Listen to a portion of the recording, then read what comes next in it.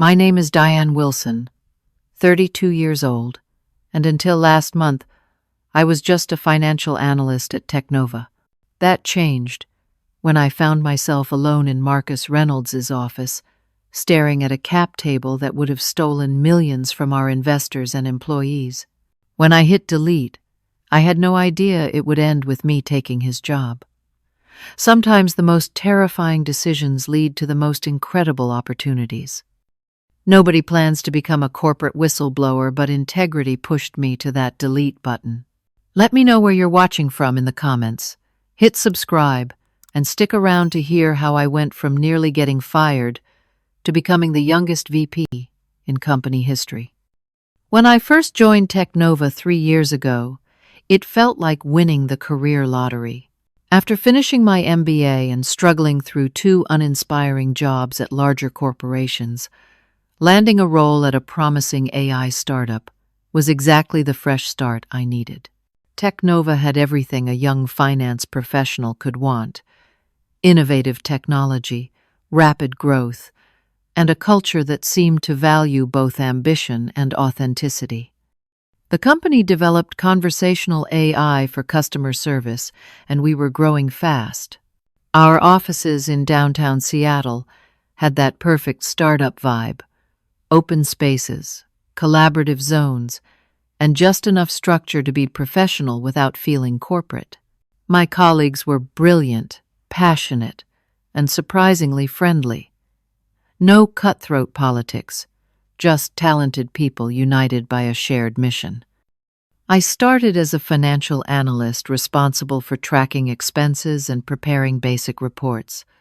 Simple work, but I approached it with enthusiasm that caught the attention of Marcus Reynolds, our Vice President of Finance. 6 months into my time at Teknova, Marcus called me into his glass-walled office overlooking Puget Sound.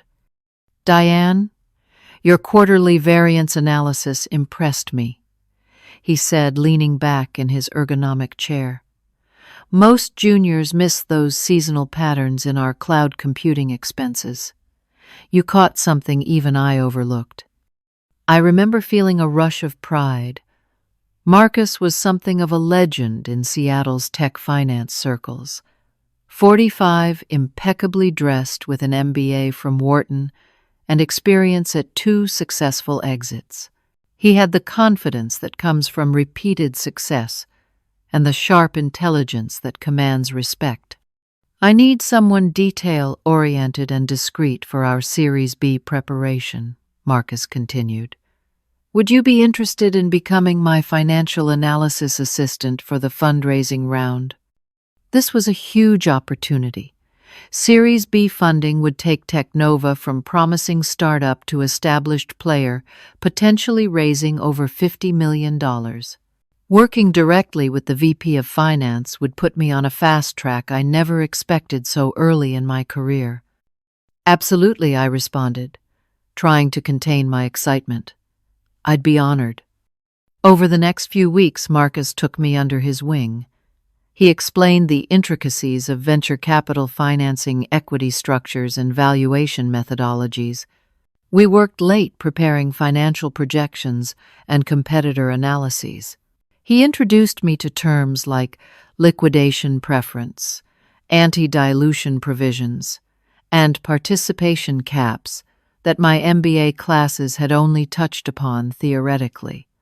"Finance is the backbone of any successful company," Marcus would say. "Engineers build the product, marketing sells it, but we ensure the company survives long enough to matter." I soaked up everything he shared. When he invited me to join executive meetings, I was floored. Suddenly, I was sitting at tables with our CEO, Amanda Chen, and other senior leaders taking notes and occasionally contributing insights when Marcus prompted me. The other executives treated me with respect, seemingly appreciative of my thorough preparation and attention to detail. "You're going to go far," Diane Amanda told me after one meeting where I had presented our customer acquisition cost analysis. "Marcus made an excellent choice bringing you onto this project." I felt like I belonged in those rooms, like I was finally on the right path. My parents, both public school teachers in Michigan, were thrilled about my progress. My mother would call every Sunday, eager to hear about my week running with the big shots, as she called it. Marcus even started introducing me to potential investors during preliminary meetings. I met partners from prestigious venture capital firms, angel investors, with extensive portfolios and representatives from larger tech companies interested in strategic partnerships. The networking opportunities alone were invaluable. Watch how I handle their questions, Marcus advised before one meeting. Investors respond to confidence backed by data. Never show uncertainty, even when you feel it. I watched and learned. Marcus was masterful in these interactions, anticipating objections, steering conversations toward our strengths, and creating a sense of urgency without seeming desperate. He projected absolute confidence in our financial models and growth projections. By the end of my first year at Teknova, I had received a substantial raise, a glowing performance review, and a level of visibility within the company that normally would have taken years to achieve. I felt incredibly fortunate to have found both a promising company and a mentor who seemed invested in my success. My studio apartment in Capitol Hill now featured a small home office where I often worked evenings, reviewing financial statements and researching comparable companies. My social life had taken a hit, but it felt worth it. This was the career acceleration I had dreamed about during those long nights studying for my finance exams. This Series B is going to change everything for Teknova, Marcus told me during a late evening review session, and you're going to be part of that history. I believed him completely. I believed in Teknova, in our leadership team, in our vision, and most of all in Marcus, as a mentor and leader. I had no reason to doubt anything about our promising future or the integrity of our operations. Life seemed perfect. I was learning, growing, and contributing to something meaningful. Little did I know that within months, everything I thought I knew about my dream job and my admired mentor would be completely shattered. The first hint that something might be amiss came about 8 months into my role as Marcus's assistant. I was compiling data for our annual financial review when I realized I needed access to our complete capitalization table, the document that shows ownership percentages for all shareholders. This was standard information for the type of comprehensive analysis I was preparing. I need access to the full cap table. I mentioned casually to Marcus during our morning check-in. I want to include a shareholder breakdown in the annual review. Marcus's reaction surprised me. His usual smooth confidence faltered for just a moment before he regained composure. "That won't be necessary for this report," he replied suddenly, very interested in his computer screen. "The board prefers we keep the detailed cap table restricted to executive level only. Just use the summary data I provided." It seemed odd. In my previous finance roles and throughout my education, transparency with cap tables was standard practice within finance departments. But I respected the hierarchy and didn't push the issue. A week later, I noticed Marcus taking an unusual meeting. Through the glass walls of our conference room, I could see him speaking with 2 men I didn't recognize. They weren't dressed like our usual investors or partners. No laptop bags or presentation materials, just intense conversation and occasional note-taking. When I asked our office manager, Samantha, who they were, she shrugged. They weren't on the visitor schedule. Marcus just brought them in through the side entrance and asked not to be disturbed. After they left, Marcus seemed tense. When I brought him the quarterly expense report to review, he barely glanced at it before signing off. "Everything looks fine," he said dismissively. "I need to step out for the afternoon, reschedule my calls." This became a pattern. Every few weeks, these unscheduled visitors would appear. Sometimes the same men, sometimes different people. Always brief meetings, always followed by Marcus being distracted and irritable. Then came the behavior changes. Marcus, once an enthusiastic mentor who made time for my questions and valued my input, became increasingly secretive about certain aspects of our finances. He created password-protected files that weren't shared with the rest of the finance team. When I offered to help with investor communications, he firmly declined. "I'll handle all direct investor correspondence myself," he insisted. "There are sensitivities involved that require my personal touch." In executive meetings, I noticed he would sometimes gloss over questions about specific allocations or redirect conversations away from certain financial topics. Most concerning, he began excluding me from investor meetings that I had previously attended. One evening, working late, I accidentally overheard a fragment of a phone conversation through Marcus's partially open office door. "We need to adjust those figures before the board sees them," he said in a hushed tone. "Move 30% from column B to the secondary holding. The paperwork will catch up later." When he emerged and saw me at my desk, he seemed startled. "Diane, I didn't realize you were still here," he said, closing his office door completely. "You should go home. It's late." The following week, I noticed Marcus had taken to locking his desk drawers and filing cabinets, something he'd never done before. When he left for lunch one day, I saw a folder labeled Series B Final sitting in his locked drawer through the glass sides. Previously, all our Series B materials had been shared on our secure drive. My colleague Brian from the legal department stopped by my desk one afternoon with some contract questions. After we finished our business, he lingered, seeming hesitant to leave. "You work closely with Marcus, right?" he asked, his voice lowered despite the empty office around us. "Yes, for almost a year now," I replied. Brian shifted uncomfortably. "Did you ever wonder why the previous finance VP left so suddenly?" I hadn't given it much thought.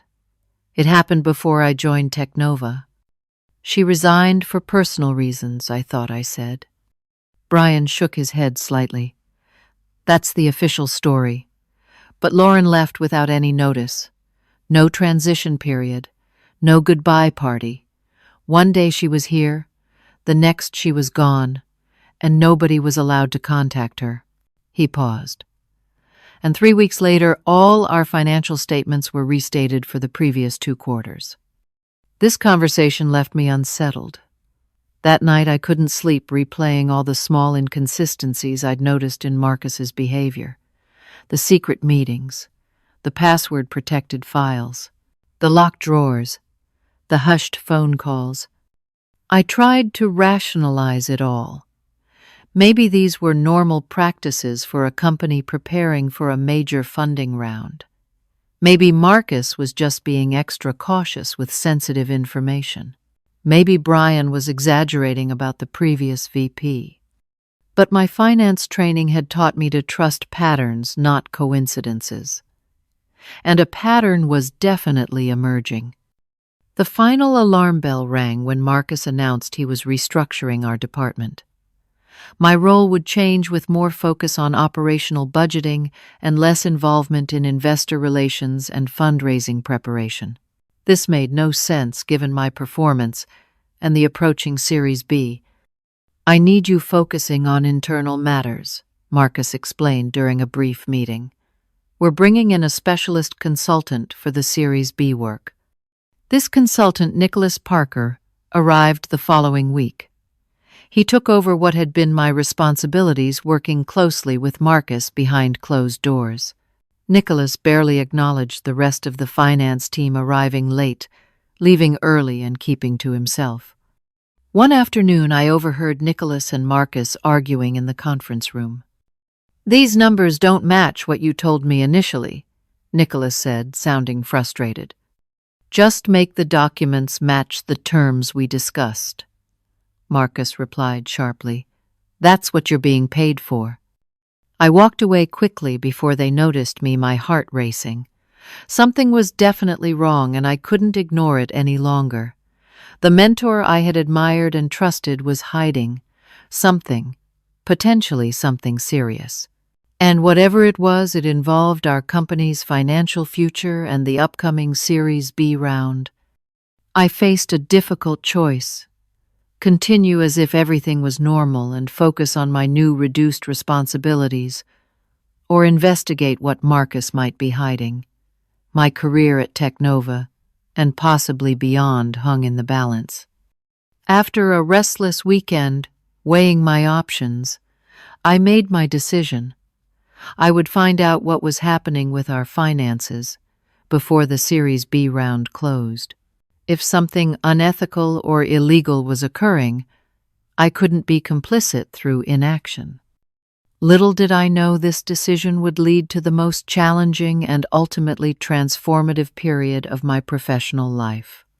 I decided that if I wanted answers, I needed to be strategic and careful. Directly confronting Marcus with my suspicions would only put him on guard and potentially endanger my position. Instead, I began a methodical investigation, starting with the people who might have insights into Marcus's activities. Rachel, his executive assistant, was my first resource. Though loyal to Marcus, she'd always been friendly to me. I invited her to lunch at a small cafe, 2 blocks from our office. "How are things going with Series B prep?" I asked casually after we'd settled in with our salads. "Must be hectic with all those investor meetings." Rachel sighed. "Absolute madness. Marcus has been having me reschedule everything constantly. Sometimes he'll have me book a meeting with one investor, then cancel last minute, and meet with someone completely different." This confirmed my suspicion that Marcus was managing a separate track of meetings outside our official schedule. "And those 2 guys who come in through the side entrance, are they investors too?" I asked. Rachel looked surprised. "You've seen them. Marcus specifically asks me to clear the calendar when they visit. He says they're strategic advisors, but they never sign in, and I've never seen their business cards or contact information."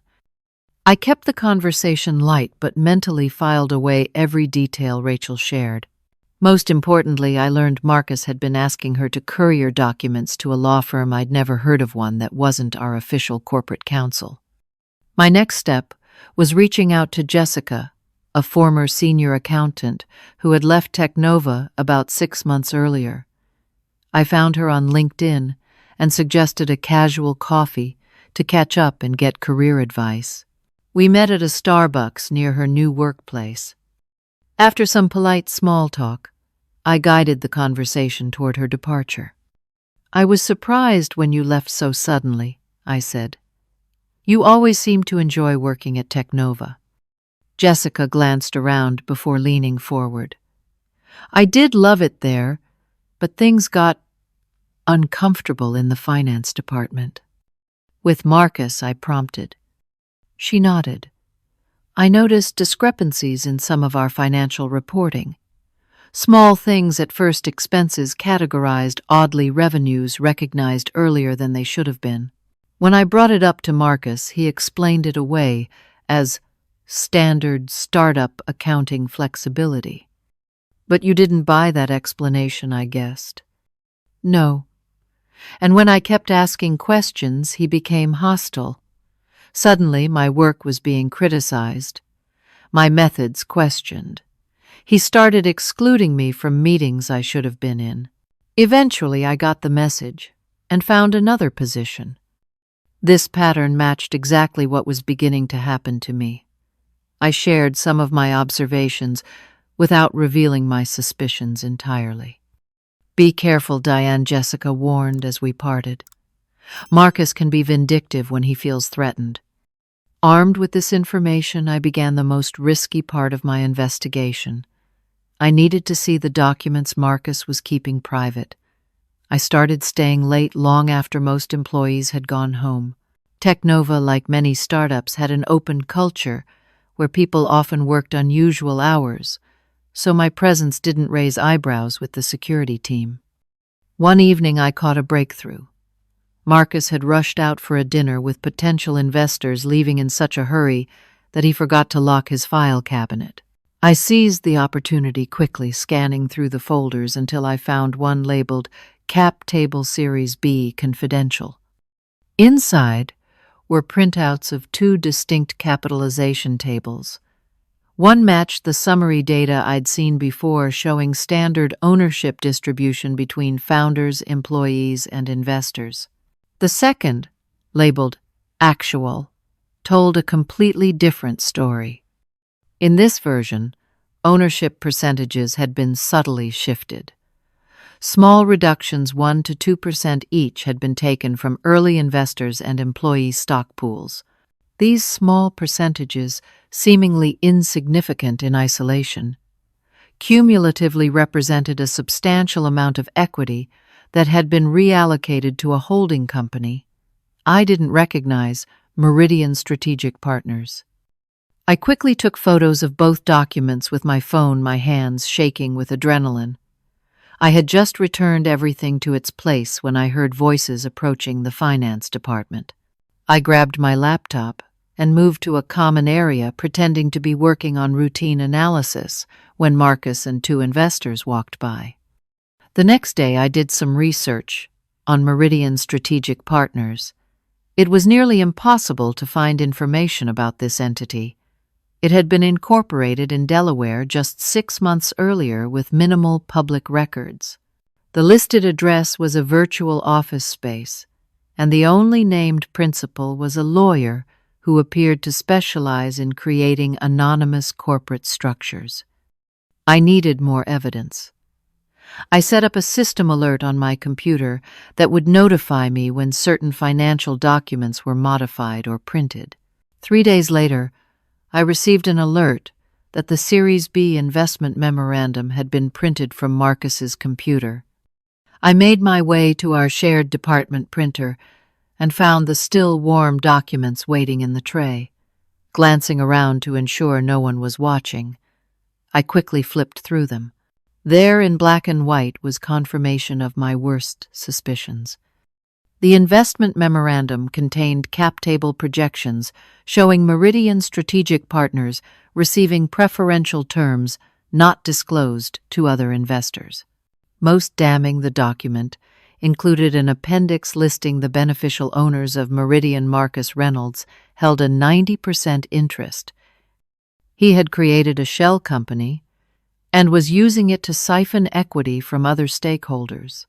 If the Series B closed with these terms, Marcus would secretly control an outsized portion of Technova, diluting the founders and early investors who had built the company.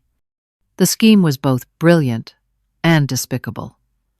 By making small adjustments across numerous stakeholders, he had created a significant equity position for himself that would be worth millions upon completion of our funding round. The changes were subtle enough that they might never be noticed, especially with investor documents being distributed individually rather than collectively. I carefully replaced the documents and returned to my desk, my mind racing. This wasn't just unethical, it was potentially fraudulent. Marcus was betraying not only the company, but also the very investors who trusted him with their capital. That evening I made secure copies of everything I had found and stored them in multiple locations. I knew what I had discovered could destroy careers, including potentially my own. But I also knew I couldn't stay silent. The question now was, what should I do with this information, and who could I trust to help me expose the truth? Within days of my discovery, I sensed a shift in Marcus's attitude toward me. It was as if he could somehow sense that I had uncovered his scheme. His previously dismissive behavior transformed into something more actively hostile. During our weekly finance team meeting, Marcus publicly questioned my analysis of customer acquisition costs. "Diane, "These projections seem overly conservative," he said, his tone condescending. "Perhaps you should revisit your methodology before presenting such pessimistic outlooks to the team." I had used the same methodology we had always used, the one Marcus himself had approved countless times. The public criticism was clearly meant to undermine my credibility with colleagues. Later that week, he removed me from several key email chains related to the Series B process. When I inquired about it, his response was curt. "We need to streamline communications at this critical juncture. You'll be looped in on a need-to-know basis." My access to certain financial systems was quietly restricted as well. I discovered this while attempting to review last quarter's investor distributions and finding my credentials suddenly insufficient. Marcus then began scheduling my performance review 6 months ahead of its normal time. He emailed me a document titled Performance Improvement Plan, claiming that senior leadership had concerns about your analytical rigor and team communication. This was absurd. My last review had been stellar, with specific praise for exactly these qualities. The document outlined vague areas for improvement, with impossible metrics for success. It was textbook groundwork for a justified termination. I tried to discuss this with our HR representative, Laura. "I'm concerned this performance plan doesn't reflect my actual work quality," I explained, showing her my previous excellent reviews. Laura seemed uncomfortable. "Marcus has raised specific concerns about your recent performance. As VP of Finance, his assessment carries significant weight." It became clear that Marcus had been laying groundwork, speaking to HR and other executives about my supposed performance issues before presenting me with the improvement plan. He was systematically isolating me within the company. The rumors started next. Colleagues began treating me differently. Conversations would stop when I entered the break room. I was excluded from lunch invitations and after-work gatherings. Someone had clearly been spreading narratives about me.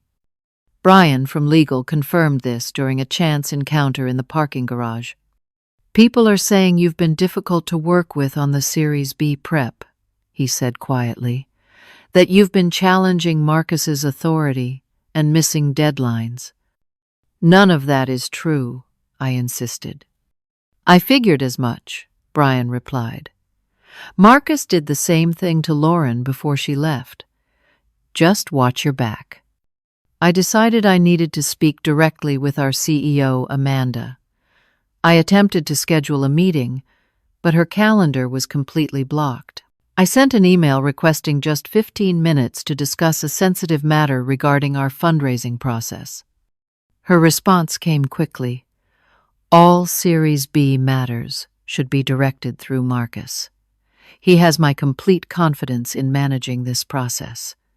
It was clear Marcus had anticipated this move and already spoken to Amanda. I was being systematically cut off from any potential allies within the company. The situation escalated when Marcus called me into his office and closed the door, his expression cold. "I understand you've been asking questions about our cap table and investor structure," he said, without preamble, and attempting to schedule meetings with Amanda behind my back. I maintained my composure. I was hoping to clarify some questions about our Series B documentation. "Let me be perfectly clear," Marcus said, leaning forward. "The Series B process is complex and sensitive. Your role is to support the established process, not question it. If you continue disrupting our momentum at this critical stage, I'll have no choice but to accelerate your performance review outcome." The threat was unmistakable: stop investigating or be fired. "Is that clear, Diane?" he pressed, when I didn't immediately respond. "Crystal clear," I replied, fighting to keep my voice steady. As I turned to leave, he added, "By the way, financial analysts with termination for cause on their record tend to struggle finding new positions in this industry. Seattle's tech finance community is smaller than you might think. Now he was threatening not just my job, but my entire career. That evening I sat in my apartment, considering my options. I could stay quiet, continue collecting my paycheck, and watch Marcus defraud our investors and company. I could resign before things got worse, protecting myself but allowing the fraud to proceed. Or I could fight back somehow, risking everything in the process. The decision became clearer the next morning when I overheard Marcus on the phone with the mysterious consultant Nicholas. "Everything is on track," Marcus said.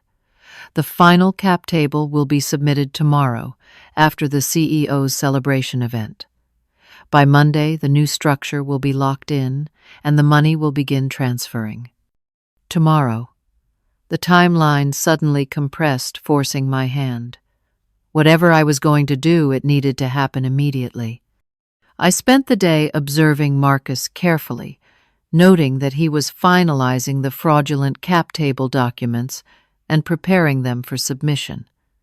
He seemed energized, almost giddy with anticipation. He mentioned to several people that tomorrow would be a watershed day for Technova.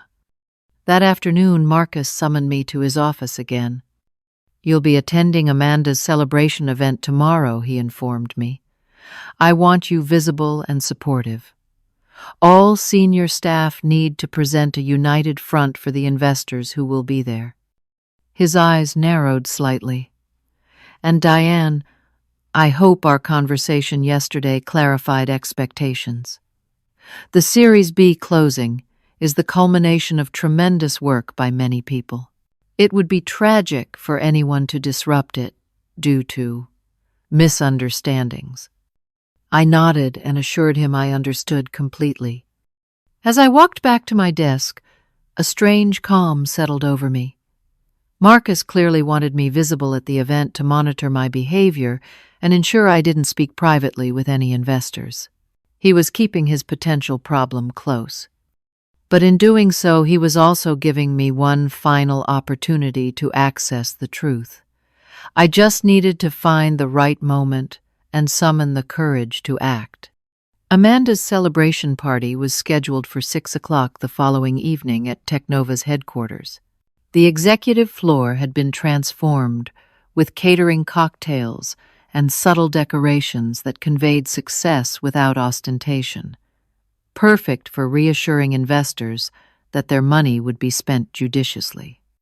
I arrived early, wearing the most professional outfit I owned, a charcoal pantsuit with a silk blouse. My stomach was in knots. But I projected confidence as I helped the executive assistants with final preparations.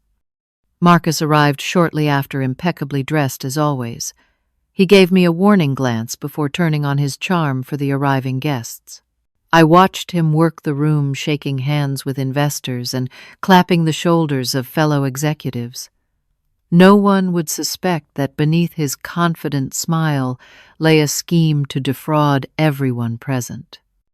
Amanda gave a brief, inspiring speech about Technova's journey and bright future. She praised Marcus specifically for his financial acumen and tireless work securing our Series B funding. The crowd applauded as Marcus nodded humbly the picture of corporate integrity. The investors in attendance represented over $50 million in committed capital. Angel investors who had believed in the company from the beginning. Venture capital partners who had conducted months of due diligence. Even a few strategic investors from larger tech companies. None of them knew their ownership stakes were about to be secretly diluted through Marcus's manipulation of the cap table. Throughout the evening, Marcus kept me in his sightline. When I spoke with any investors, he would casually drift into earshot, monitoring my conversations. I kept things professional and bland, discussing Seattle's tech ecosystem and recent industry news, nothing that would raise any alarms. Midway through the event, I noticed Marcus check his watch and discreetly step away. This might be my only chance. I waited a few minutes to avoid suspicion, then followed. As I suspected, Marcus had returned to his office. Through the glass wall, I could see him at his computer making what appeared to be final adjustments to documents. This was it, the moment of truth. The fraudulent cap table was likely on his screen, ready for submission to close the funding round. I took a deep breath and knocked on his open door. Marcus looked up, clearly annoyed at the interruption. "Diane, shouldn't you be at the celebration? I noticed you step away and thought you might need assistance with the final documents," I said, stepping into his office. "I know tomorrow is the big day." "Everything's under control," he replied tersely. "Return to the party." Instead, I moved closer to his desk, angling myself to see his screen. There it was, the cap table spreadsheet open, with all its damning contents visible. Meridian Strategic Partners prominently featured with its preferential allocations. "Is that the final cap table?" I asked, feigning innocent curiosity. Marcus quickly moved to minimize the window, but not before I had confirmed what I needed to see. "That's not your concern. These are confidential documents." It's strange, I continued, my heart pounding, because the ownership percentages look different from what we prepared earlier in the year. Marcus's expression darkened as he realized I had seen and understood the discrepancies. "Diane, you're overstepping. Return to the party now." I stood my ground. "I think we need to discuss the Meridian Strategic Partners allocations before these documents are submitted." The color drained from his face. In that moment, he knew that I knew everything. His voice dropped to a threatening whisper. "Do not submit," that he hissed, eyes darting toward the party to ensure no one could hear us. "You have no idea what you're interfering with. Walk away now, and we'll forget this conversation ever happened." We stood in tense silence, a standoff neither of us had fully prepared for. Through the glass walls, the celebration continued, investors laughing and chatting, completely unaware of the confrontation unfolding just yards away. "These investors trust us," I said quietly. "The founders trust us. What you're doing isn't just unethical, Marcus. It's fraud." "It's business," he countered coldly. "Value extraction. I built this financial structure from nothing. The equity allocation simply reflects my true contribution." His voice hardened. "Walk away, Diane. Final warning." He turned back to his computer, dismissing me, confident in his power and position. I had seconds to decide what to do next. In that moment, everything became crystal clear. I thought about all the people who would be harmed, the founders who had poured their lives into building Teknova, the early investors who had taken genuine risks, the employees whose stock options would be devalued. I thought about what kind of person I wanted to be, what kind of finance professional I aspired to become. With Marcus still looking at his screen, I stepped forward quickly and reached past him. Before he could react, my finger pressed the delete key on the open document. Then, with rapid keystrokes, I selected "Don't Save" on the dialog box that appeared. Marcus lunged forward, but it was too late. The fraudulent cap table was gone from his screen. "What have you done?" he gasped, his voice a mixture of shock and rage. "The right thing," I answered, surprising myself with how steady my voice sounded. Marcus's composure shattered completely. "You stupid career suicide girl," he sputtered. That was the final version, the only complete version. I doubted that. Someone as meticulous as Marcus would have backups, but his reaction confirmed I had at least disrupted his immediate plans. "You're finished at Teknova," he growled, reaching for his phone. "I'm calling security to escort you out right now." "Before you do that," I said calmly, "you should know. I've documented everything. The duplicate cap tables, Meridian Strategic Partners, your controlling interest in that entity. the systematic equity theft from other stakeholders. Marcus froze phone in hand. Call security if you want, I continued, but understand that my next call will be to our investors. All of them. His eyes narrowed to slits. No one will believe you over me. You're a junior analyst with performance issues. I'm the VP of Finance with a 20-year track record. Perhaps I acknowledged, but the documents speak for themselves. Are you willing to risk it? For a long moment we stared at each other, the weight of mutually assured destruction hanging between us. Then, surprisingly, Marcus's expression shifted from rage to calculation. "Let's be reasonable," he said, setting down his phone. "We're both finance professionals. Every situation has a solution that maximizes value for all parties." He was attempting to negotiate to find a way to buy my silence. "I recognize your potential, Diane," he continued, his voice softening. "You've shown initiative and courage. Perhaps we've been approaching this all wrong. There could be a place for you in the new structure, a significant place with appropriate equity compensation." He was offering to cut me in on the fraud.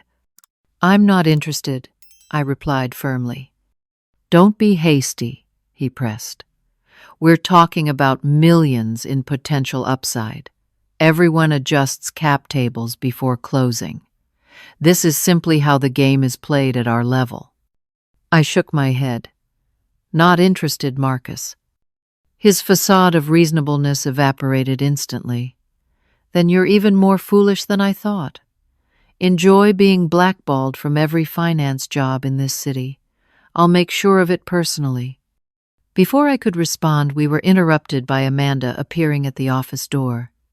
"There you both are," she said cheerfully.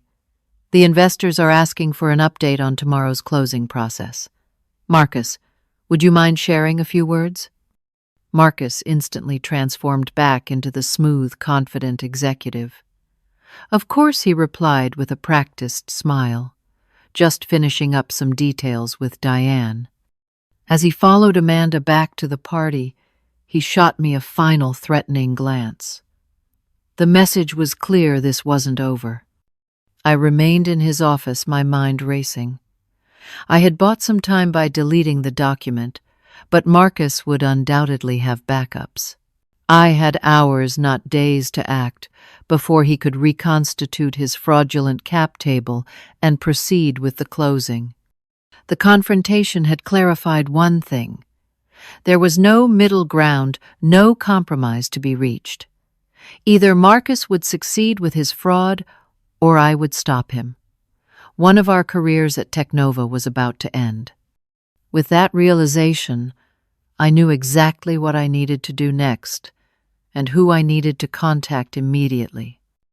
As soon as Marcus and Amanda returned to the party, I slipped out of the office and headed straight for the legal department. I prayed Brian might still be around and luck was on my side. I found him reviewing contracts in his office. "I need your help," I said, closing his door, "and we don't have much time." Brian looked up, surprised. "What's going on?" "I can prove Marcus is manipulating the cap table to steal equity through a shell company," I said bluntly. "I need to speak with Edward."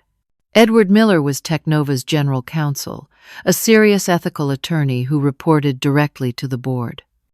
Brian whistled low. "That's a serious accusation. Edward left hours ago for his daughter's recital." "I need his personal number," I insisted. "This can't wait until tomorrow." Something in my expression must have convinced Brian of my urgency. He hesitated only briefly before pulling out his phone and sharing Edward's contact. I stepped into an empty conference room and made the call, my hands shaking slightly. Edward answered on the fourth ring. "This is Edward Miller." "Dr. Miller, this is Diane Wilson from Finance," I said, remembering his preference for his academic title. "I apologize for calling your personal phone, but I've uncovered serious financial misconduct that affects tomorrow's Series B closing. There was a pause. That's a significant claim, Diane. What exactly are you alleging? I laid out everything as concisely as possible.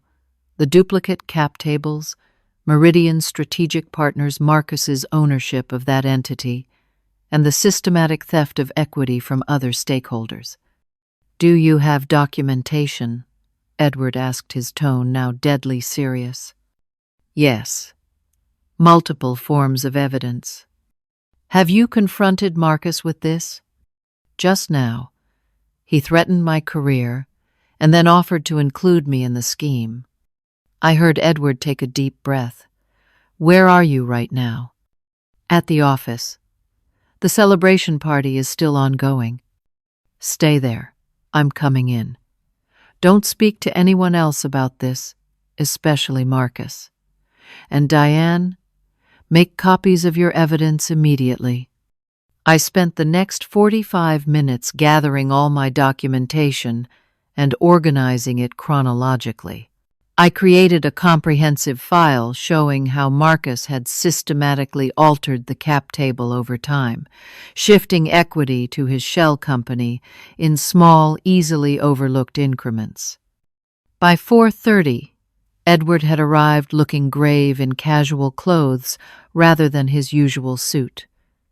He reviewed my evidence in silence, occasionally asking clarifying questions. His expression grew increasingly troubled as he examined each document. This is extremely serious, he finally said. If accurate, this constitutes securities fraud and breach of fiduciary duty at minimum. It's accurate, I assured him. I've triple-checked everything. Edward nodded grimly. The timing is critical. The Series B is set to close tomorrow morning. If these fraudulent documents are executed, unwinding them later would be extraordinarily complex and damaging to the company. What do we do? I asked. We need to inform the CEO and the board immediately, and we need to secure the authentic cap table before Marcus can submit his version. Edward placed a call to Amanda, who was still at the celebration. His side of the conversation was brief and cryptic, but effective. Within minutes, Amanda appeared at the conference room door, her expression concerned. Edward says this is urgent, she said, looking between us. Please close the door, Amanda Edward replied. What Diane is about to share affects the future of Technova.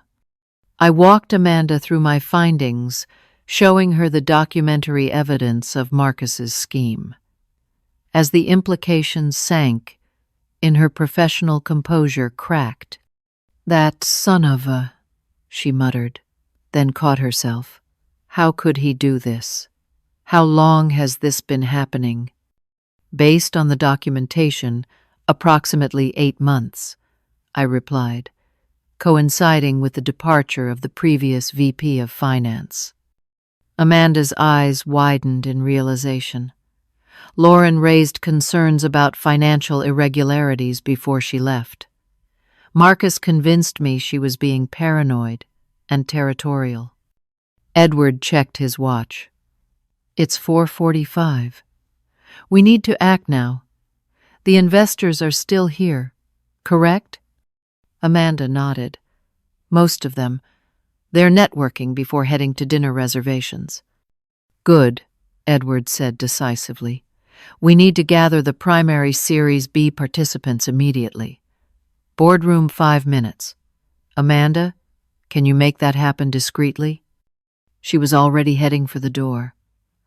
Consider it done. Edward turned to me. Diane, this won't be easy. Marcus will fight back hard. Are you prepared for that? I took a deep breath. Yes, this is the right thing to do. At 4:59, I stood at the front of Technova's boardroom beside Edward. Amanda had managed to assemble an extraordinary group. On short notice, our 3 founders' representatives from our largest investors and board members who had been at the celebration. 38 investors in total, ranging from angel investors to venture capital partners. The energy in the room was confused, and tense conversations buzzing with speculation about this unexpected meeting. Marcus arrived last, his expression darkening when he saw me standing at the front with Edward.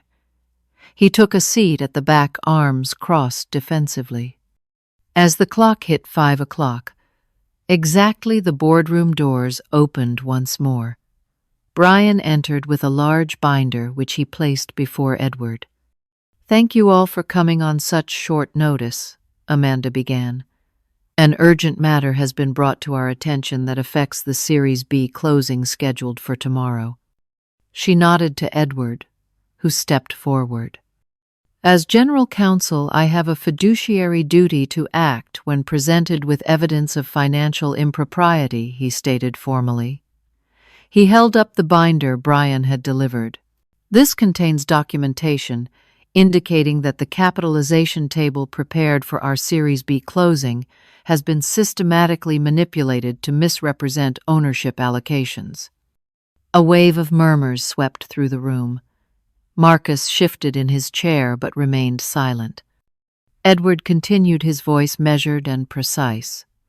"An entity called Meridian Strategic Partners has been inserted into our cap table with preferential allocations that dilute existing shareholders. This entity appears to be controlled by an individual within Technova's executive team." Now all eyes turned toward Marcus, whose face had gone completely rigid. "These are baseless accusations," he finally said, standing up. "This is clearly a desperate attempt by a disgruntled employee facing performance issues to disrupt our funding round." Edward remained unmoved. "The documentation speaks for itself, Marcus.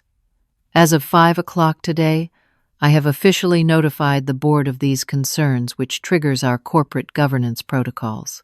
The Series B closing is officially on hold, pending a full investigation." He held up the binder again. "Your cap table is invalid as of 1 minute ago." The room erupted in concerned conversations. Investors turned to each other in confusion and alarm. The founders looked shell-shocked. Marcus raised his voice above the commotion. "This is absurd," she pointed at me. "Has been undermining this process for weeks. Ask anyone in the finance department about her recent behavior." Edward cut through the noise. "The question before us is simple. Who is the named officer on the Series B grant documents, and what is their relationship to Meridian Strategic Partners?" All eyes returned to Marcus, who suddenly seemed to realize the depth of his predicament. The documentation would show his name on both sides of the transaction, an unambiguous conflict of interest, at best fraud at worst. In the silence that followed, I stepped forward. "I have prepared an accurate cap table reflecting the true ownership structure approved by the board at our last quarterly meeting." I distributed copies of the correct cap table, the one I had meticulously reconstructed from historical records and board approvals. "You can see the differences clearly by comparing the equity allocations," I explained, pointing out specific discrepancies, particularly in the early investor and employee option pool categories, which were systematically reduced to create space for Meridian Strategic Partners. One of the venture capital partners, an experienced investor named Catherine, studied the documents carefully before looking up.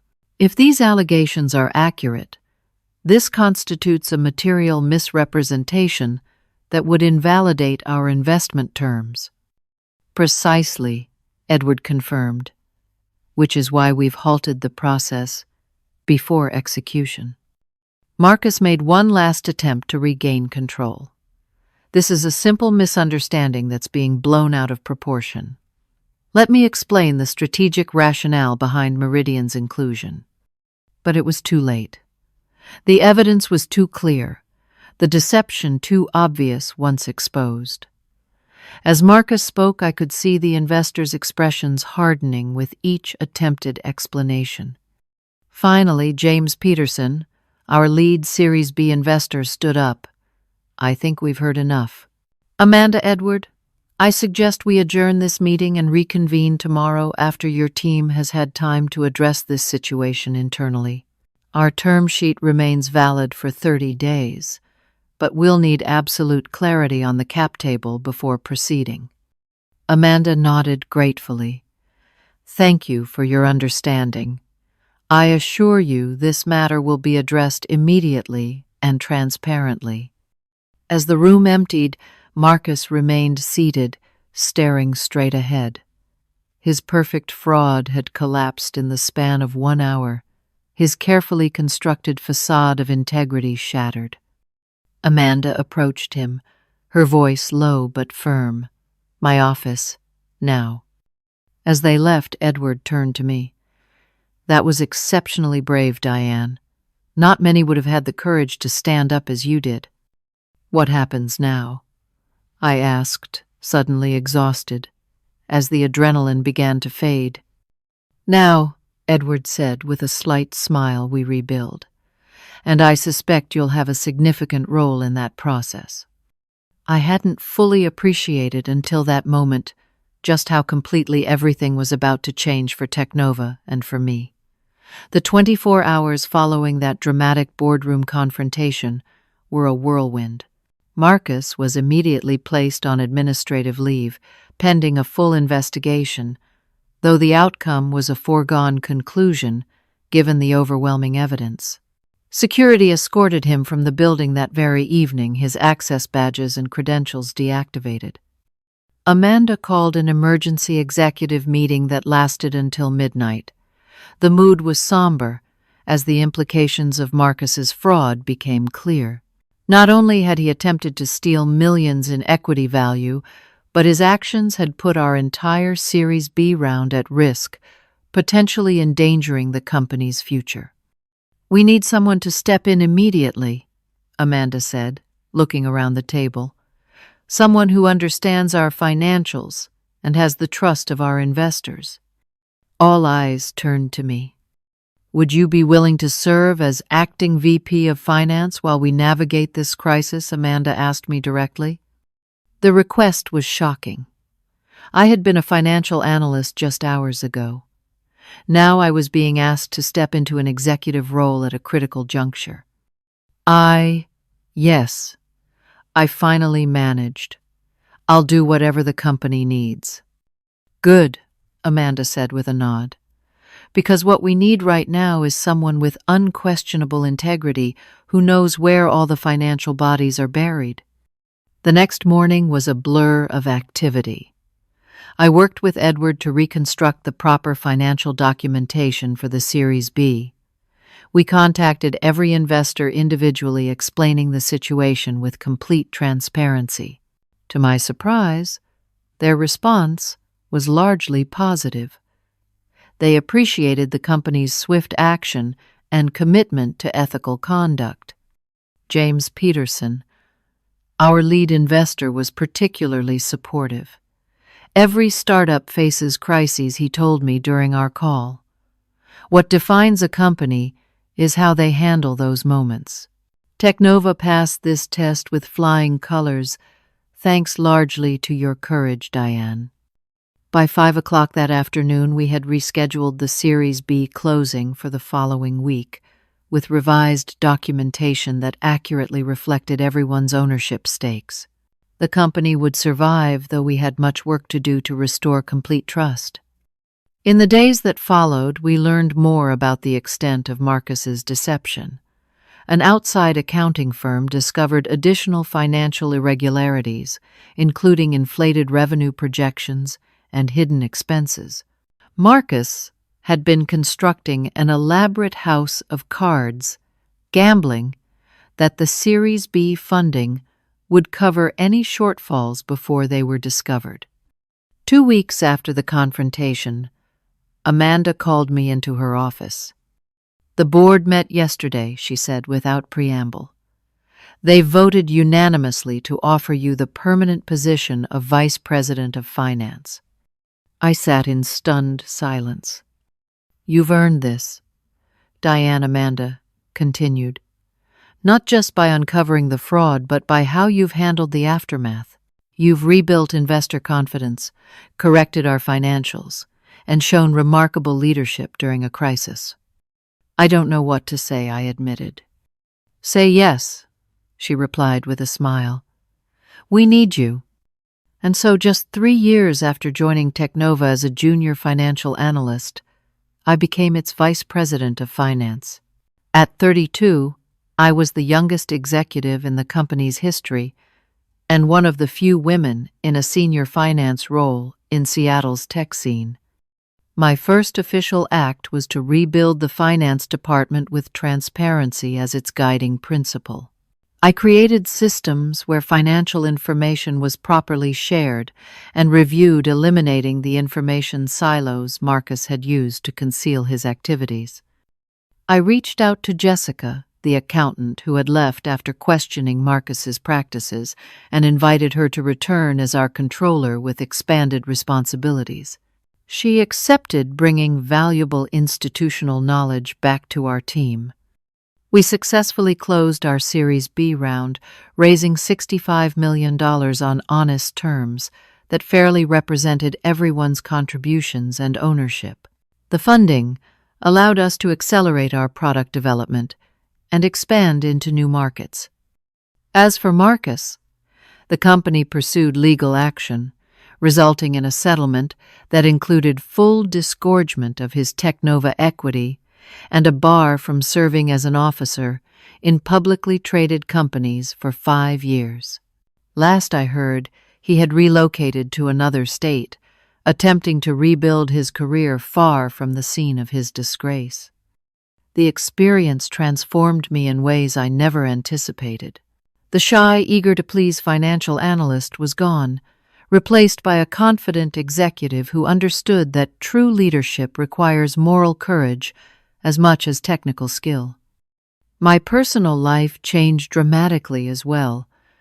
The stress and long hours took their toll on some friendships, but strengthened others. My parents visited Seattle to celebrate my promotion, my father tearing up with pride during our dinner. We always knew you were meant for great things, my mother said, squeezing my hand. We just didn't know you'd also become a hero in the process. I don't see myself as a hero. I simply made the choice I could live with when faced with a moral crossroads. In the finance world, we often talk about risk and reward in purely numerical terms. But the most important calculations we make aren't about dollars or equity percentages. They're about who we want to be when tested. Sometimes, doing the right thing requires breaking something that's wrong. I had to destroy Marcus's fraudulent cap table to save the company's integrity. Sometimes the delete key is the most powerful tool we have, not to erase truth, but to eliminate lies. If there's one lesson I hope you take from my story, it's this: your integrity is non-negotiable. Technical skills, degrees, connections, all these things matter in your career. But without integrity, they ultimately build a foundation of sand. When the tide rises, as it inevitably will, only those standing on solid ethical ground remain standing. 3 years have passed since that fateful day. Technova is thriving recently, closing a successful Series C round that values the company at over $300 million. Our technology is helping companies around the world, and our team has grown to over 200 dedicated people. As for me, I still have moments of imposter syndrome days when I question whether I'm really qualified to guide our financial strategy.